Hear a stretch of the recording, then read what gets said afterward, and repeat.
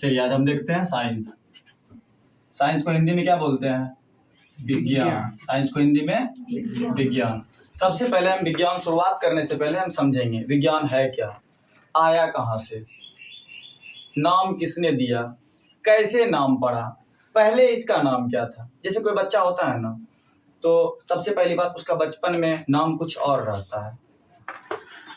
जब धीरे धीरे वो बड़ा होता है उसके जिंदगी में बहुत सारी घटनाएं होती है, उनका नाम चेंज होता है, नामांकन होता है। स्कूल का नाम कुछ और रहता है, घर का नाम कुछ और रहता है। क्या नाम वो अपने से लेता है? नहीं, नाम उसी के घर में उसी के परिवार वाले कोई अच्छा सा नाम सोच के देते हैं। उसी तरह से आज हम साइंस देखेंगे, ठीक है। उसके बाद आपको हम क्लास 10th का हर चैप्टर एक भी डाउट नहीं बचेगा, हर चैप्टर का सॉल्यूशन और हर चैप्टर एकदम सरल भाषा में, आपको कहीं पढ़ने की जरूरत नहीं पड़ेगी।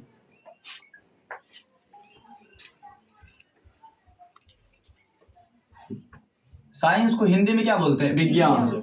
अगर इतना जानते हैं तो इसका मतलब ये मत सोचिएगा आप सब कुछ जानते हैं, इतना तो बच्चा भी जानता है।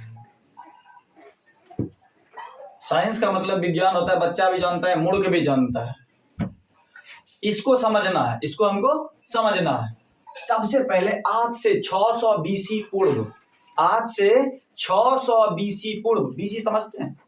बीसी एक होता है एडी, एक होता है बीसी। एडी होता है एनी डोमिनी, एनी और बीसी होता है बिफोर क्राइस्ट। आप लोग अच्छे समझिएगा, बिफोर क्राइस्ट, बिफोर मतलब पहले होता है। अब बोलेगा सर क्राइस्ट मतलब, आप लोग ईसा मसीह का नाम सुने हैं? बोला जाता है ईसा मसीह का जन्म शून्य काल में हुआ था। ईसा मसीह का जन्म शून्य काल में हुआ था। उनके जन्म से पहले, बिफोर क्राइस्ट, उनके जन्म से पहले। चलिए आज से 600 बीसी पूर्व, ज्यादा भी होगा, ज्यादा भी हो सकता है, अनुमानित बताया जा रहा है 600 बीसी पूर्व। ग्रीक एक देश है, ग्रीक एक देश है। एक लैटिन शब्द लिखा हुआ था साइंटिसिया, साइंटिसिया। एक बुक था, नाम था साइंटिसिया, और उसमें बहुत सारी ज्ञान की बातें लिखी हुई थी, उसमें बहुत सारी ज्ञान की बातें लिखी हुई थी। इसका जब मीनिंग निकाला गया, इसका मीनिंग होता है ज्ञान प्राप्त करना, मतलब टू ऑब्टेन नॉलेज, टू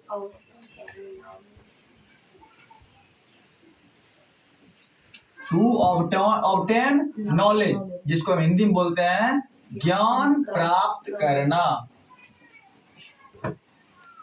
ज्ञान प्राप्त करना। तो कुछ वैज्ञानिक, ध्यान दीजिए, ज्यों ज्यों जेनरेशन बढ़ता जा रहा है, ज्यों ज्यों पीढ़ी आगे बढ़ती जा रही है, त्यों त्यों साइंस एडवांस होते जा रहा है।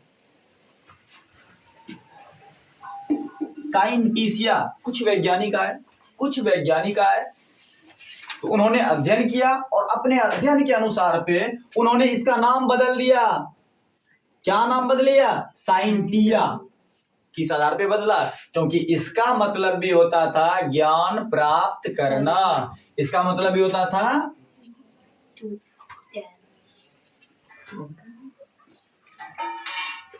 ज्ञान प्राप्त करना, मतलब to obtain knowledge, to obtain knowledge. उसके बाद कुछ और होशियार आए होंगे, कुछ और वैज्ञानिक अपने अध्ययन के अनुसार पे वैज्ञानिक आते गए, और साइंटिया, ये भी नाम सही नहीं लग रहा था, ये भी नाम थोड़ा अटपटा सा लग रहा था, समझ रहे हैं? तो इसका नाम बहुत अध्ययन के बाद इसका नाम रखा गया साइंस। इसका नाम रखा गया साइंस, जिसका मतलब होता है विज्ञान। कोई दिक्कत? एकदम हम बेसिक से समझेंगे, एकदम जीरो से हीरो, फर्श से अर्श की ओर, मतलब जमीन से आसमान की ओर। साइंस मतलब विज्ञान। चलिए, नाम पड़ गया साइंस, साइंस का मतलब विज्ञान। अब देखते हैं, ध्यान दीजिए, एक बुक था, उसमें क्या लिखी हुई थी? सिर्फ ज्ञान की बातें लिखी हुई थी, बहुत सारा ज्ञान का बात लिखा हुआ था। उसका पहला नाम क्या था? साइंटिसिया। कहाँ का? ग्रीक। किस भाषा में लिखा हुआ था? लैटिन। किस भाषा में लिखा हुआ था? लैटिन। लैटिन ही पढ़िएगा, कुछ और मत पढ़ लीजिएगा इसको। यहां तक समझ गए? अब चलते हैं साइंस। अब चलते हैं साइंस। साइंस कहते किसे हैं? विज्ञान कहते किसे हैं? विज्ञान कहते किसे हैं? साइंस। साइंस मतलब विज्ञान। विज्ञान किसे? कुछ बुक में लिखा हुआ रहता है विशेष ज्ञान को विज्ञान कहते हैं, लिखा हुआ रहता है, लिखा हुआ रहता है। अच्छा, आप ध्यान दीजिए, आपको संस्कृत का कुछ विशेष रूप से ज्ञान हो जाएगा तो वो विज्ञान हो जाएगा। हिंदी का विशेष रूप से ज्ञान हो जाएगा, वो विज्ञान हो जाएगा? नहीं ना। देखिए,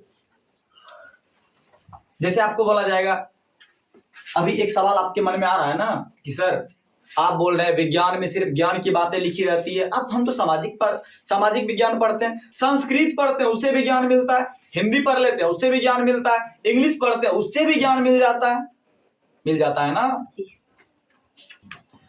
तो फिर विज्ञान को ही आप क्यों बोल रहे हैं कि इसमें ज्ञान की बातें लिखी रहती है? सबसे ज्ञान मिलता है। इसका जिक्र हम आगे करेंगे। अभी देखते हैं विज्ञान किसे कहते हैं। विज्ञान किसे कहते हैं? एकदम एक लाइन का परिभाषा, क्रमबद्ध ज्ञान के संग्रह को विज्ञान कहते हैं।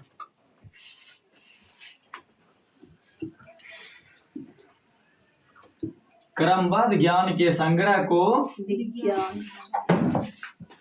किन्हीं को दिक्कत?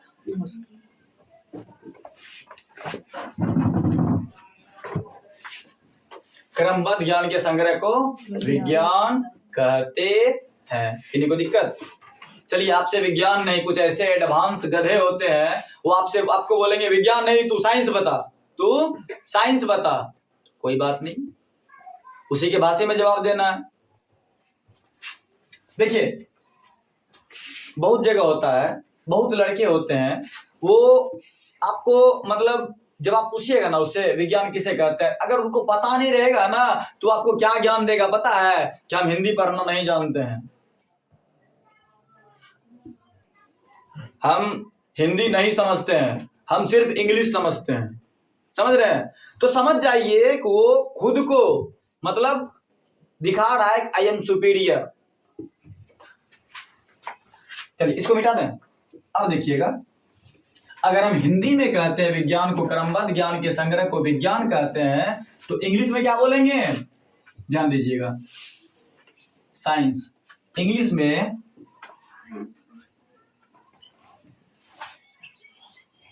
Science is a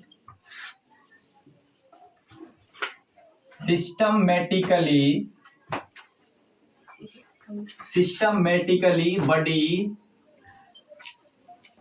of knowledge.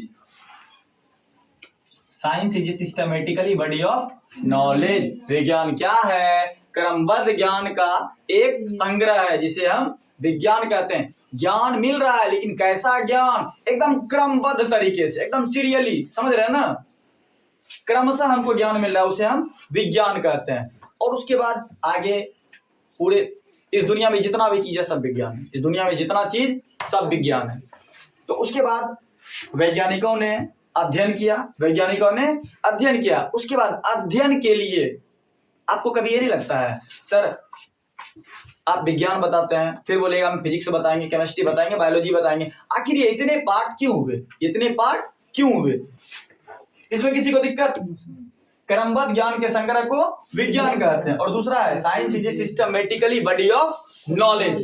भूलिएगा नहीं ना, बस एक लाइन, रटना नहीं समझना है।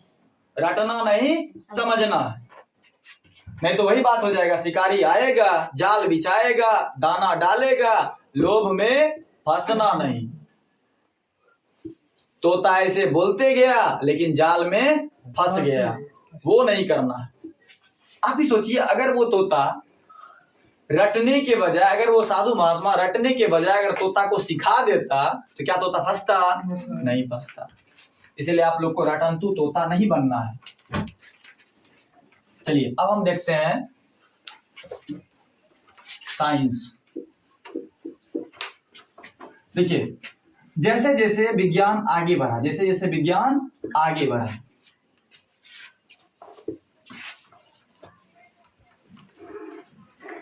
सबसे पहली बात जनरली एकदम नॉर्मली ध्यान दीजिए, एकदम साधारणतः विज्ञान को 3 भाग में बांटा गया। विज्ञान को 3 भाग में बांटा गया। क्यों बांटा गया पता है? क्या आपस में लड़ाई होता था? नहीं, समझने के लिए, अध्ययन करने के लिए। समझ रहे हैं ना?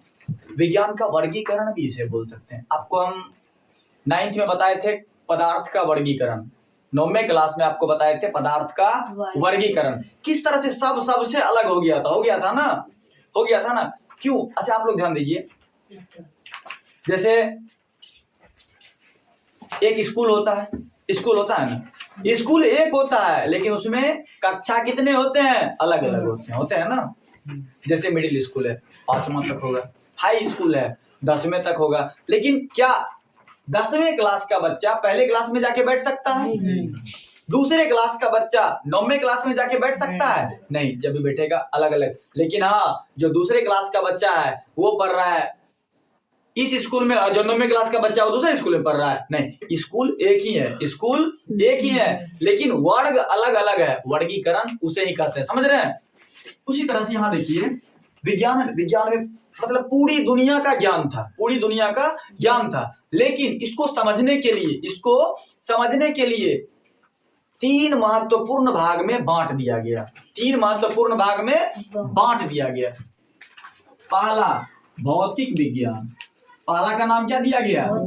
भौतिक विज्ञान, जिसको हम इंग्लिश में बोलते हैं फिजिक्स। इंग्लिश में बोलते हैं फिजिक्स।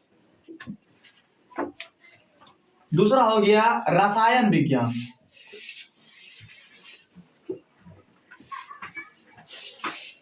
जिसको आप रसायन शास्त्र भी बोलते हैं। समझ रहे हैं? रसायन विज्ञान, जिसको हम इंग्लिश में क्या बोलते हैं? केमिस्ट्री। और तीसरा हो जाता है जीव विज्ञान। तीसरा होता है जीव विज्ञान। चलिए, साइंस का पहला क्लास है, इसलिए आज हम अच्छे तरीके से, आप सिर्फ इंट्रोडक्शन समझ लीजिए। समझ रहे हैं?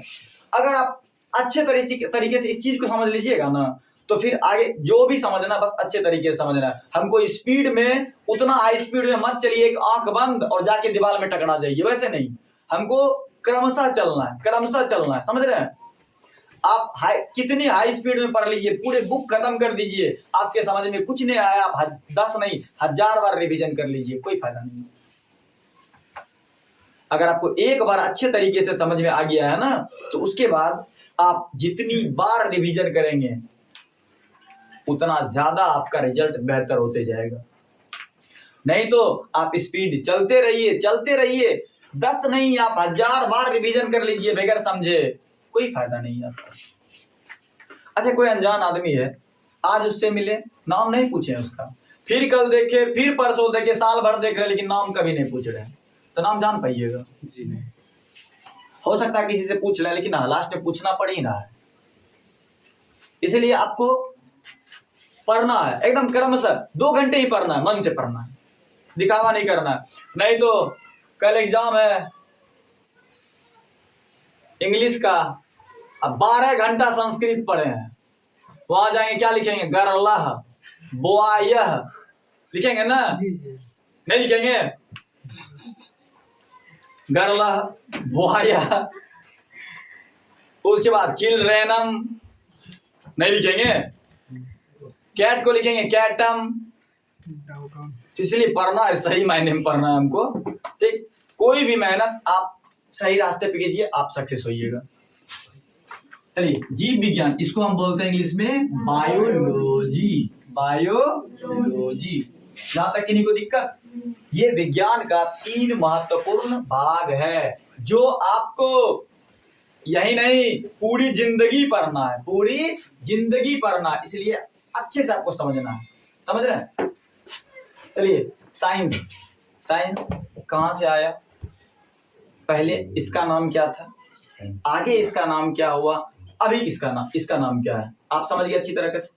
उसके बाद इसको 3 भाग में बांटा गया, इसको 3 भाग में बांटा गया। पहला भौतिक, दूसरा रसायन, तीसरा जीव विज्ञान। तीसरा जीव विज्ञान। चलिए, हम सबसे पहला देखते हैं फिजिक्स को। सबसे पहला देखते हैं फिजिक्स। फिजिक्स, सबसे पहली बात, फिजिक्स है क्या? फिजिक्स है क्या? फिजिक्स, जिस तरह साइंस बना साइंटिया से, साइंस बना साइंटिया से, उसी तरह से फिजिक्स बना है फ्यूसिस से। फिजिक्स बना फ्यूसिस। फिजिक्स बना किससे? फ्यूसिस से। आप सबसे पहली बात समझिए, फिजिक्स है क्या? फिजिक्स है क्या? अगर आपको लगता है कि फिजिक्स कोई विषय है, हाँ विषय है, लेकिन वास्तव में सिर्फ विषय नहीं है। इस दुनिया में आपको जितना चीज लिख रहा है, बोला जाता है physics is a branch of science which deals nature and natural phenomenon of universe. Physics is a branch of science which deals nature and natural phenomenon of universe. भौतिकी विज्ञान की वह शाखा है, भौतिकी विज्ञान की वह शाखा है जो पूरे ब्रह्मांड की भौतिक अवस्थाओं का अध्ययन कराता है। समझ रहे हैं? क्या हम क्या जिक्र कर रहे हैं? Nature and natural phenomenon of अर्थ और यूनिवर्स।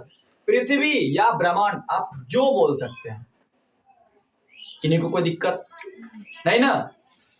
ये सिर्फ परिभाषा है, लेकिन आप अच्छे से समझ लीजिए, फिजिक्स, इस दुनिया में आप जितनी चीज देख रहे हैं, जितना चीज आप कर रहे हैं, और इस दुनिया में इस दुनिया अगर चल रहा है ना, तो फिजिक्स के लॉ से चल रहा है। फिजिक्स के एक नहीं अनेकों परिभाषा है। फिजिक्स इज, दूसरा परिभाषा, physics is a branch of science which explain the principles of universe। इस दुनिया के पूरे सिद्धांत को बताता है कौन? फिजिक्स। और नहीं तो लास्ट में पहला क्या परिभाषा समझिए, अच्छे से समझिए। Physics is a branch of science which deals nature and natural phenomenon of अर्थ और यूनिवर्स। एंड नेक्स्ट क्या बताया? Physics is a branch of science which explain the principle मतलब होता है सिद्धांत, प्रिंसिपल ऑफ यूनिवर्स, या तो फिजिकल प्रिंसिपल ऑफ यूनिवर्स बोल सकते हैं। इस ब्रह्मांड के भौतिक गुणों का सिद्धांत बताता है। समझ रहे हैं? आप बोलिएगा सर हम चल रहे हैं, ये भी फिजिक्स है। यस, वो फिजिक्स है। हम बात कर रहे हैं, वही फिजिक्स है। हाँ फिजिक्स है। इस दुनिया में जितना भी काम हो रहा है, सब फिजिक्स के नियम से हो रहा है। किसी को कोई दिक्कत नहीं ना? कोई डाउट रह गया हो किसी को? सिर्फ एक लाइन लिख लेने से और पढ़ लेने से आप वैज्ञानिक नहीं बन जाइएगा। आपको अच्छे तरीके से समझना पड़ेगा। हर हाल में आपको अच्छे तरीके से समझना ही पड़ेगा। फिजिक्स किस शब्द से बना? फ्यूसिस। किससे बना? फ्यूसिस। अब बोलेगा सर, आप बोले बहुत सारी परिभाषा है। हम ये भी बोल सकते हैं physics is a love. Physics is love. अब बोलेगा सर प्यार फिजिक्स है, कैसी कैसी बातें आप बता रहे हैं। देखिए फिजिक्स क्या है, जैसे हवाओं का चलना, हवा चल रहा है ना, ये भी फिजिक्स है। तारों का चमकना, पानी में बुलबुला का उठना, समुद्र में लहरों का उठना, तारों का चमकना, हमारा चलना, हमारी बातें आपके कानों तक जा रही है, लाइट जल रहा है, प्रकाश हमारे आंख पे आ रहा है, वो भी फिजिक्स है। फिर से सुनिए, फिजिक्स है क्या? जैसे इस दुनिया, हमने अभी जिक्र किया, इस दुनिया में जितना चीज है हर कुछ फिजिक्स है। हम जो बोल रहे हैं, हमारी बातें आपके कानों तक जा रही है, दैट इज फिजिक्स। हम लिख रहे हैं, ये फिजिक्स है। हम चल रहे हैं, ये फिजिक्स है। मेरा हाथ हिल रहा है, ये भी फिजिक्स है। हवाओं का चलना, पानी में बुलबुला का उठना, लहरों, समुद्र में लहरों का उठना, तारों का चमकना, हवाओं का चलना, सारा फिजिक्स है। धरती घूम रही है, पृथ्वी घूम रही है, उसमें भी फिजिक्स का कोई ना कोई रूल लग रहा है, कोई ना कोई लॉ फॉलो कर रहा है फिजिक्स का। समझ गए? हमारी भावनाओं को आप समझ रहे हैं, दैट इज कॉल्ड फिजिक्स। किन्हीं को कोई डाउट रह गया? नहीं ना? चलिए अब हम एक चीज देखेंगे। अब देखेंगे, अभी हम सिर्फ फिजिक्स को देखेंगे। उसके बाद हम केमिस्ट्री, बायोलॉजी। सबसे पहले हमने साइंस समझा। देखिए आज पहला क्लास है साइंस का, इसलिए आज बेसिक चीज बताना बहुत जरूरी है, क्योंकि अगर आपका बेस सही नहीं रहेगा ना, तो आपकी हाइट कुछ नहीं कर सकती है। अगर आपका बेस मजबूत है तो आप कभी नहीं गिरेंगे। चलिए अभी हम फिजिक्स को समझते हैं। एकदम दिमाग में बैठा लीजिए, फिजिक्स बाद में विषय है। Physics is a nature. ये प्रकृति क्या है? फिजिक्स है। फिजिक्स किस सब से बना? फ्यूसिस से बना। फिजिक्स किस सब से बना? फ्यूसिस से बना। समझ रहे हैं? उसके बाद है केमिस्ट्री, उसके बाद है बायोलॉजी। हम सबसे पहले तीनों का परिभाषा देख लेते हैं। पहला, फिजिक्स नहीं कुछ मिले, फिजिक्स जो फिक्स है वही फिजिक्स है, जो फिक्स है वही फिजिक्स है। Physics is a branch of science which deals nature and natural phenomenon of universe। आप बोलिएगा सर बुक में कुछ और लिखा हुआ है, बुक में कुछ और अरे होगा कुछ लिखा हुआ, क्या मतलब उससे?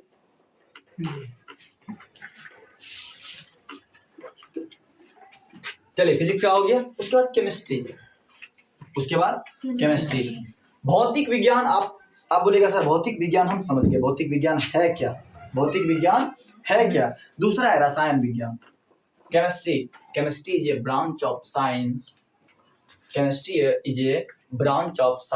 which deals इसमें क्या था? Nature and natural phenomenon of अर्थ।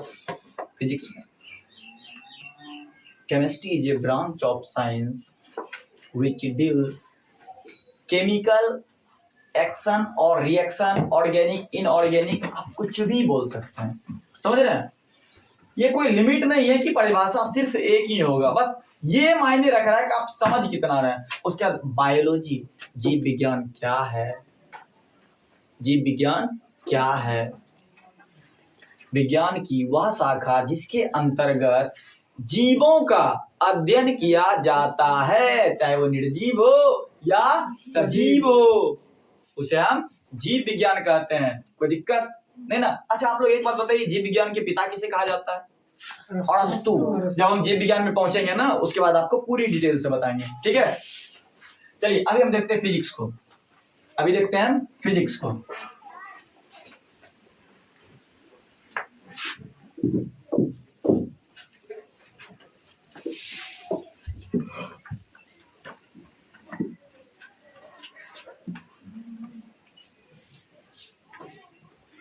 हम क्या बताए अभी आपको?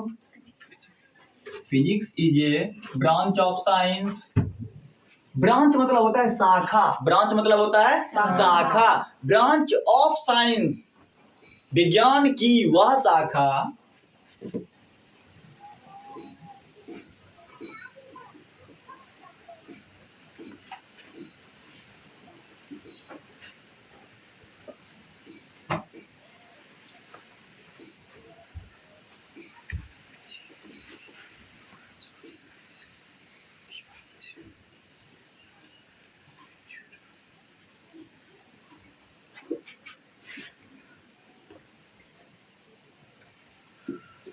अर्थ या यूनिवर्स, आप कुछ भी लिख सकते हैं, ठीक है। दूसरा परिभाषा, सीधी बात, physics is a nature, physics is nature, ये प्रकृति क्या है, पूरी प्रकृति फिजिक्स है। फिजिक्स शब्द का उत्पत्ति किस शब्द से हुआ है, फ्यूसिस, फ्यूसिस मतलब नेचर, फ्यूसिस मतलब नेचर, इसे हम प्रकृति बोलते हैं। अब देखते हैं, आपके मन में एक और सवाल आएगा, जैसे आप कैपिटल जी का वैल्यू पढ़ते हैं, कैपिटल जी का वैल्यू पढ़ते हैं, ग्रेविटेशन जब पढ़ेंगे ना उसमें कैपिटल जी का वैल्यू आएगा, कुछ और रहेगा, डाइन पढ़ना पड़ेगा, न्यूटन पढ़ना पड़ेगा, तो सबका वैल्यू इसमें फिक्स है, सबका वैल्यू इसमें फिक्स है। अभी हमने बताया ना, जो फिक्स है वही फिजिक्स है। अब आप बोलिएगा सर बात यहाँ जब फिजिक्स का हो रहा है, बीच में मैथ क्यों एंट्री मार देता है, बीच में मैथ क्यों एंट्री मारता है, समझ रहे हैं ना, कोई दिक्कत किन्हीं को नहीं ना। अब हम देखते हैं what is the relation between physics and mathematics, what is the relation between physics and mathematics, math और फिजिक्स के बीच आखिर रिश्ता कैसा है, मैथ और फिजिक्स के बीच आखिर रिश्ता कैसा है, उसी चीज को हम समझेंगे अभी। फिजिक्स देखिए, आपको हम बार बार बता रहे हैं, इस दुनिया में जितना भी चीज है, इस दुनिया में जितना चीज हो रहा है, जितना काम हो रहा है, हवा चल रहा है, बारिश पड़ रहा है, धूप उगा हुआ है, छांव आ गया, ठंडी आया, सर्दी आई, गर्मी आ गया, सारा फिजिक्स का नियम फॉलो कर रहा है, समझ रहे हैं। चलिए अब देखते हैं, एक क्वेश्चन आपके मन में आता होगा, what is the relation between physics and mathematics,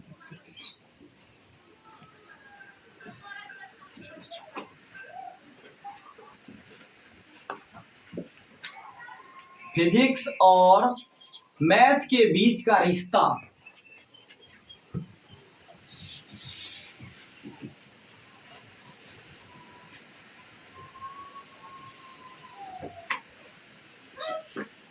भौतिक विज्ञान और गणित, इस दोनों के बीच के रिश्ता को देखते हैं। देखिए जहां फिजिक्स है वहां मैथ है, जहां फिजिक्स वहां मैथ, और जहां मैथ वहीं फिजिक्स, बोला जाता है the relation between physics and mathematics is just like wife and husband, physics और मैथ के बीच में वही रिश्ता है जो रिश्ता एक पति और पत्नी के बीच का होता है, समझ रहे हैं। फिजिक्स हम लिख सकते हैं ना,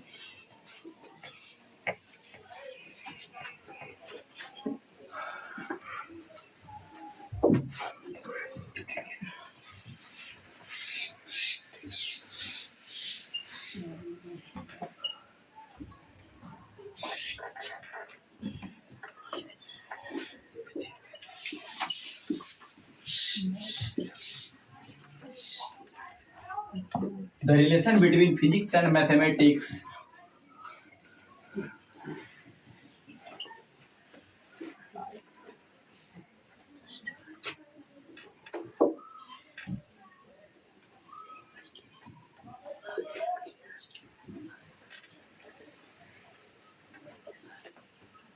wife and husband, फिजिक्स और मैथ के बीच का रिश्ता एक पति पत्नी की तरह। और नेक्स्ट अगला लाइन बोला जाता है, physics is king and math is queen, physics अगर राजा है तो मैथ क्या है, रानी है। किसकी रानी, फिजिक्स की, हमारी और आपकी नहीं।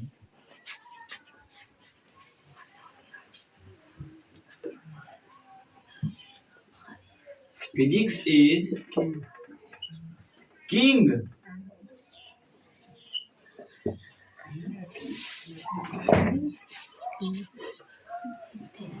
Mathematics is queen.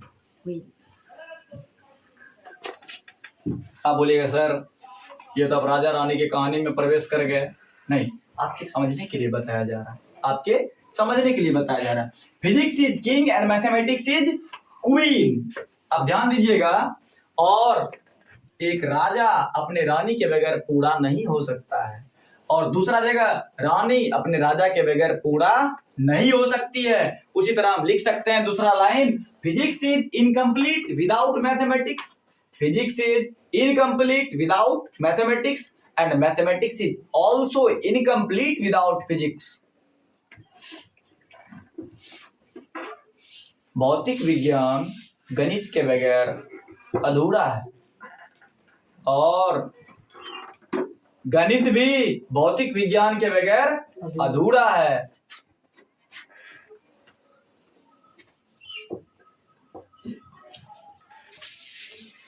Physics is incomplete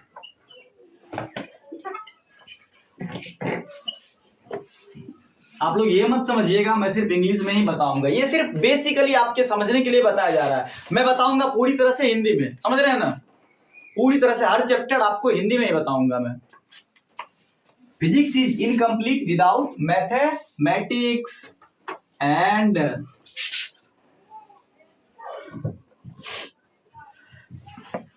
mathematics is also incomplete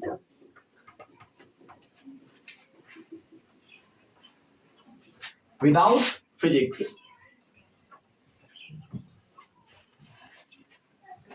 थोड़ा अच्छे से देखिए फिजिक्स और मैथ का रिश्ता है कैसे, क्या ये दोनों का रिश्ता छूटने वाला है? कभी नहीं, कहीं नहीं, कभी नहीं और कहीं नहीं। 24/7 24 घंटे 7 दिन। फिजिक्स क्या है समझ गए ना? फिजिक्स क्या है? इस दुनिया में जितनी चीज आप देख रहे हैं वो भी फिजिक्स है, और जो नहीं देख रहे हैं वो भी फिजिक्स है, मन की भावनाओं को छोड़ के। समझ रहे हैं? आप बोलेगा सर मेरे मन में आ रहा है कि ऐश्वर्या राय मेरे पास होती काश, तो अभिषेक बच्चन कहाँ जाता? This is not physics, this is your misbehaviour. ये आपका ओवर थिंकिंग है। अब जैसे आप बोलिएगा सर आप बताएं जो देख रहे हैं, ये मार्कर से लिख रहे हैं फिजिक्स है। आप बोलेगा जो नहीं देख रहे हैं, आप बोले सर अभी जो नहीं दिख रहे हैं, हवा देख पा रहे हैं नहीं, वो भी फिजिक्स। किन्हीं को कोई दिक्कत नहीं ना? अब हम आगे चलते हैं, अब हम आगे चलते हैं। मिटा दूं इसको, है ना? हमेशा याद रखिएगा what is physics? Physics is nature. नहीं कुछ आता है, फिजिक्स इज नेचर, प्रकृति ही फिजिक्स है। नहीं तो physics is a branch of science which deals nature and natural phenomenon of अर्थ या यूनिवर्स। समझ गए अच्छी तरह से? ये कहीं मत सोचिएगा कि हम नहीं समझ पाएंगे, प्रयास कीजिए, प्रयास कीजिए, सब कुछ होगा।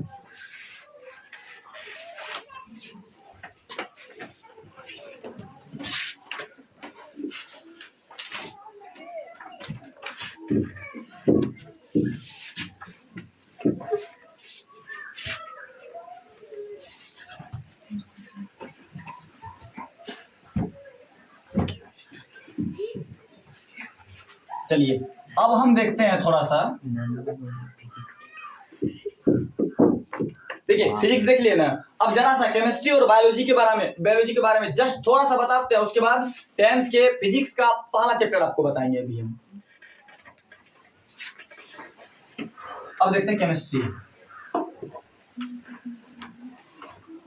केमिस्ट्री को 2 भाग में बांट दिया गया, केमिस्ट्री को 2 भाग में बांट दिया गया, मतलब एक को 2 भाग में जुदा कर दिया गया।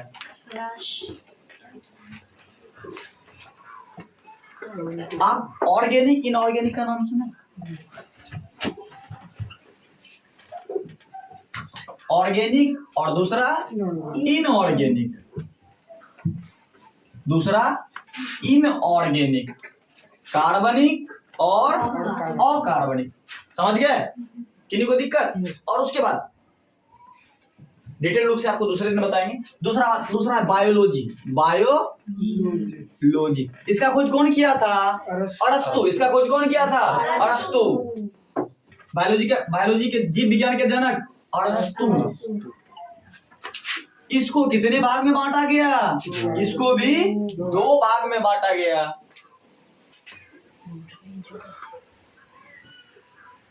बॉटनी और जूलॉजी। बॉटनी वनस्पति विज्ञान,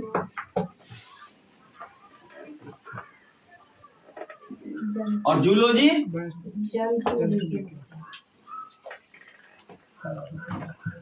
जंतु विज्ञान। समझ रहे हैं?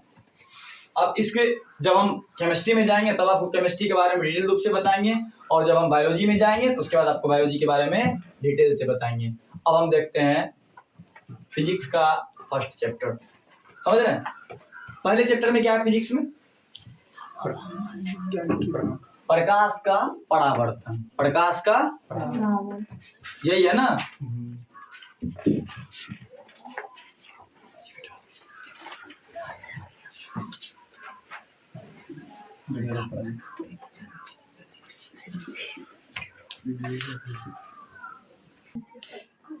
चलिए हम देखते हैं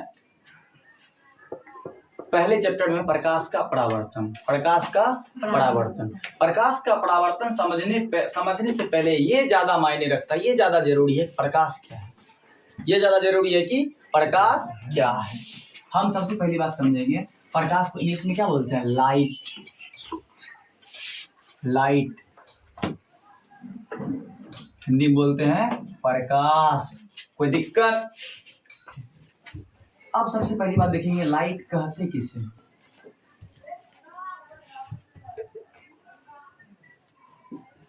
प्रकाश ऊर्जा का वह स्रोत है जिसके माध्यम से हम किसी भी वस्तु को स्पष्ट रूप से देख सकते हैं।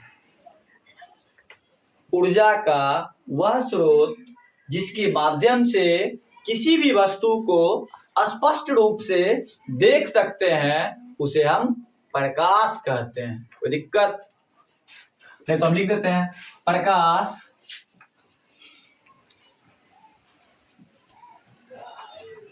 ऊर्जा का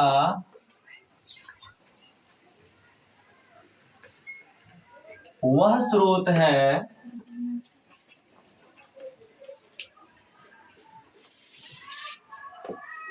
जिसके माध्यम से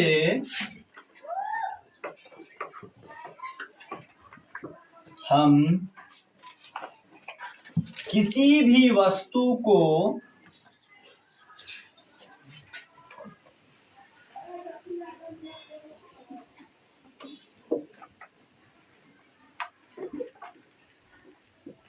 स्पष्ट रूप से देख सकते हैं। कोई दिक्कत?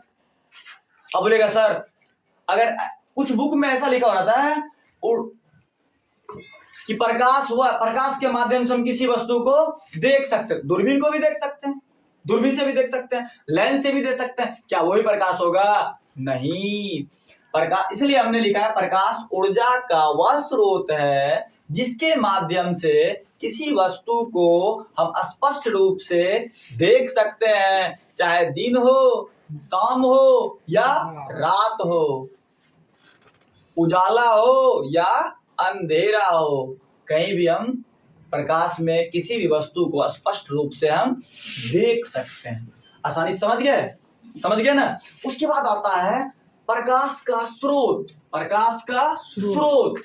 प्रकाश किसका स्रोत है? ऊर्जा का। प्रकाश किसका स्रोत है? ऊर्जा का। लेकिन अभी हम प्रकाश का स्रोत पढ़ेंगे। अभी हम प्रकाश का स्रोत पढ़ेंगे जिसको हम इंग्लिश में बोलते हैं source of light. Source of light.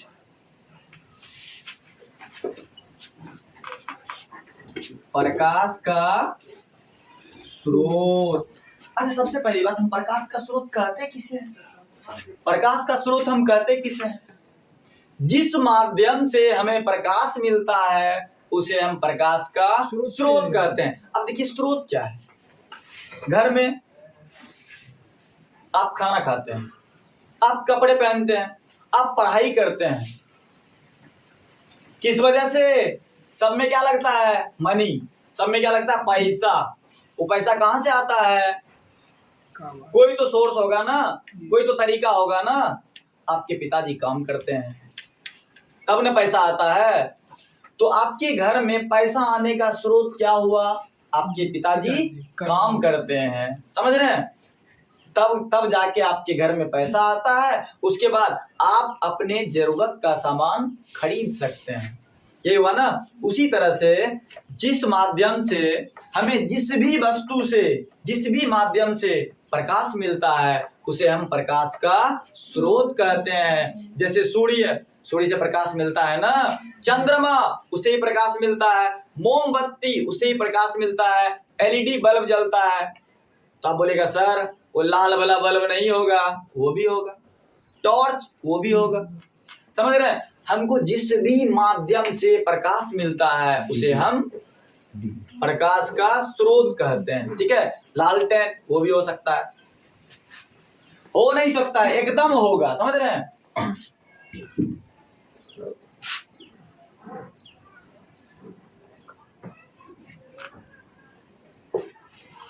प्रकाश का स्रोत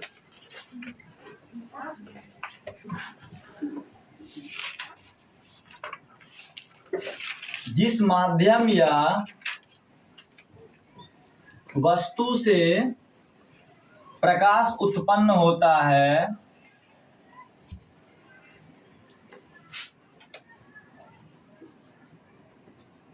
उसे प्रकाश का स्रोत कहा जाता है या स्रोत कहते हैं। याद देखिएगा, अभी हमने आपको बताया यहां भी दो कैटेगरी का आएगा, दो प्रकार का आएगा प्रकाश का स्रोत भी। जैसे हमें सूर्य हमें प्रकाश देता है ना, चंद्रमा ही प्रकाश देता है। सूर्य भी देता है, चंद्रमा भी देता है, तारा भी देता है, तीनों प्रकाश देता है। लेकिन तीनों में अंतर है, तीनों में अंतर है। सूर्य भी प्रकाश देता है लेकिन टॉर्च भी प्रकाश देता है ना। लालटेन भी प्रकाश देता है, मोमबत्ती भी प्रकाश देता है। इन सभी में बहुत ज्यादा अंतर है। अब हम देखते हैं प्रकाश के स्रोत। प्रकाश के स्रोत कितने प्रकार के होते हैं?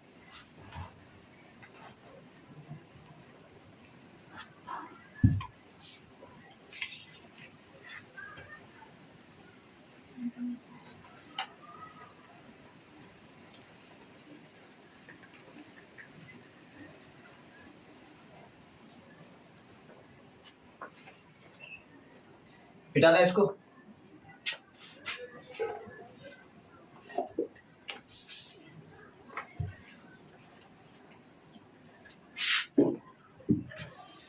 चलिए अभी हम समझे प्रकाश का स्रोत।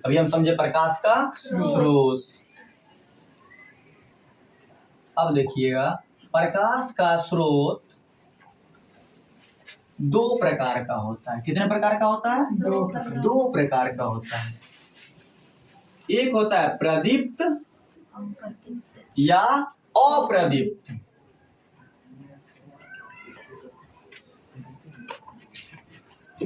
अप्रदीप्त,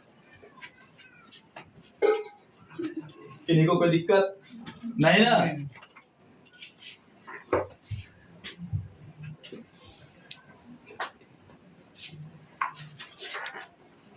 यहां तक किन्हीं को दिक्कत? इसका एक और नाम है, इंग्लिश में इसको ल्यूमिनस बोलते हैं। इंग्लिश में इसको हम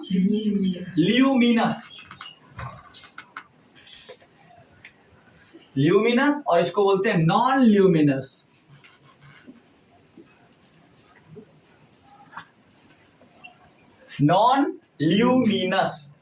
इस दोनों में अंतर क्या है? देखिए, दोनों ये भी और ये भी, प्रदीप्त भी और अप्रदीप्त भी, दोनों प्रकाश का स्रोत है।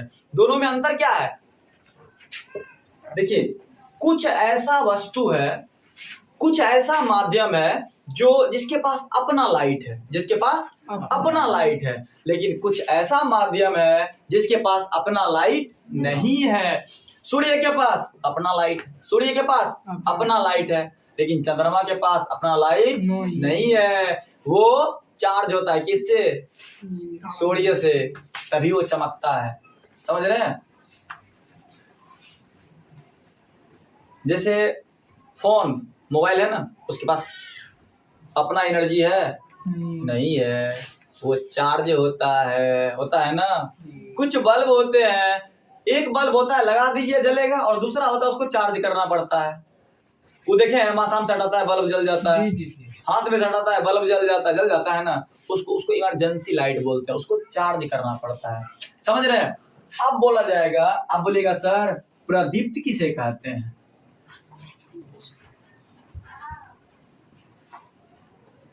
ल्यूमिनस मतलब इसको दीप्तिमान भी बोलते हैं, इसको हम दीप्तिमान भी बोलते हैं,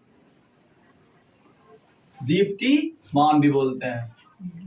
प्रदीप्त किसे कहते हैं? प्रदीप्त किसे? हम लिख सकते हैं प्रकाश का वह स्रोत,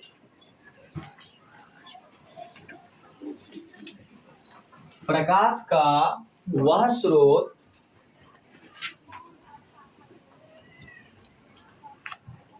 जिसके पास खुद का प्रकाश होता है, जिसके पास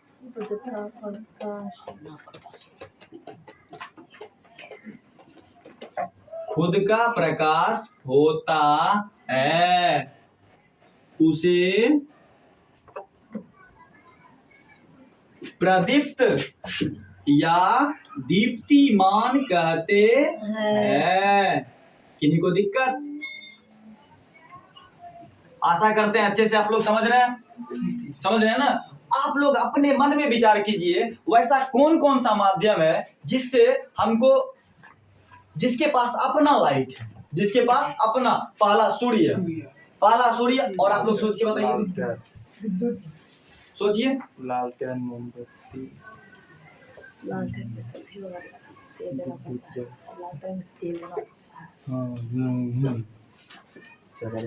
सोच लिए। सूर्य, विद्युत बल्ब, जलता हुआ बल्ब, मोमबत्ती, लालटेन, इन सभी के पास क्या है? अपना लाइट है। इन सभी के पास अपना लाइट है। जैसे एग्जाम्पल देख लीजिए, हम लिखते हैं सूर्य। सूर्य को बोला जाता है sun is the ultimate source of energy. सूर्य ऊर्जा का सर्वोत्तम स्रोत है, उससे बड़ा स्रोत इस ब्रह्मांड में नहीं है। समझ रहे हैं? सूर्य से ज्यादा ऊर्जा कोई दे सकता है? नहीं ना। अच्छा आप लोग बताइए, सूर्य किस अवस्था में है? ठोस में, द्रव में, गैस में, किस अवस्था में? प्लाज्मा अवस्था में। आपको हम क्लास 9th में जब आपको पदार्थ बता रहे थे, तो उसमें आपको हम बताए थे, हालांकि हमने वीडियो नहीं डाला है, जब मैं क्लास 9th फिर से पढ़ाऊंगा तो मैं सारा वीडियो एक वीडियो में डाल दूंगा। हो सकता है वीडियो मतलब कल ही जा सकता है आप लोगों के पास, लेकिन ध्यान दीजिएगा, हम आपको जब पदार्थ की अवस्था बता रहे थे, तो पदार्थ की कितने अवस्था होते हैं? 5, लेकिन बताया जाता है ज्यादातर 3 होता, 5 है। ठोस, द्रव्य, gas. Plasma BEC, Bose Einstein conduction. ठोस तो आप समझते हैं, द्रव्य भी समझते हैं, गैस भी समझते हैं। ठोस किसे कहते हैं? आपको परिभाषा हमने बताया था ना, जिसकी आकृति निश्चित होती है, जिसका अंतर आणविक शक्ति ज्यादा मजबूत होता है, बहुत तरह की बात। जैसे ईटा ठोस होगा, ईट ठोस होगा, पानी द्रव्य होगा, हवा गैस होगा। लेकिन प्लाज्मा क्या? ध्यान दीजिएगा, प्लाज्मा में द्रव और सॉलिड दोनों का गुण पाया जाता है। प्लाज्मा तारा किस अवस्था में पाया जाता है? ठोस, द्रव, गैस। प्लाज्मा किसमें? प्लाज्मा ज्वालामुखी देखे हैं? ज्वालामुखी क्या वो ठोस अवस्था में रहता है? पूरे द्रव अवस्था में नहीं। दही देखे हैं? दही देखे हैं? तो किस अवस्था में रहता है? प्लाज्मा अवस्था में। उससे भी ज्यादा बेहतर नेटा देखे, नाक से जो निकलता है, देखें कभी कभी पक्कल होता है, एकदम पीला कलर का, देखें उसको उठाइएगा तो टूट जाएगा, पूरा उठेगा नहीं, उठेगा। हंसने वाली बात नहीं है, आपको समझने के लिए बता रहे हैं हम। समझ रहे हैं?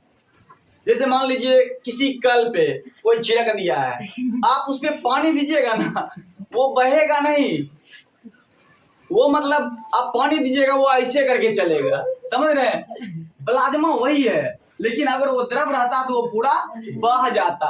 समझ गए प्लाज्मा किसे कहते हैं? और आपको उदाहरण दूं, और भी हमारे पास उदाहरण आपको समझाने के लिए, छोड़ दीजिए, हो गया सर, समझ रहे हैं? वीडियो जी सर। ठीक। तो सूर्य किस अवस्था में होगा? प्लाज्मा अवस्था। आप बोलेगा सर अभी तो आपने बताया कि तारा होता है प्लाज्मा अवस्था में। अबे गधो, सूर्य भी एक तारा है। अब बोलेगा सर एक चीज और आप बताते हैं कि तारा अगर नजदीक रहता तो पृथ्वी जल जाती, तो सूर्य से क्यों नहीं जल रहा है?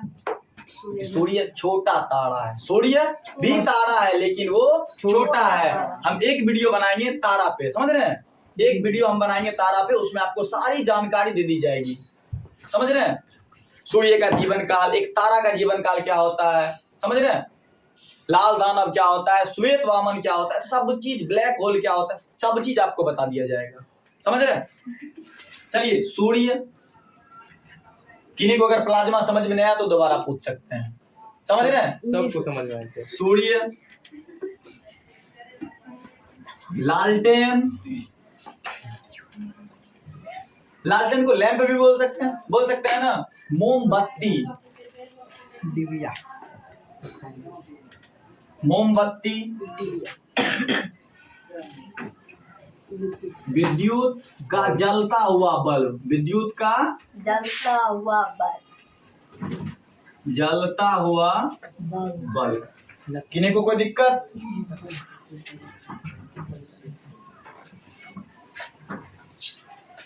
क्या हुआ?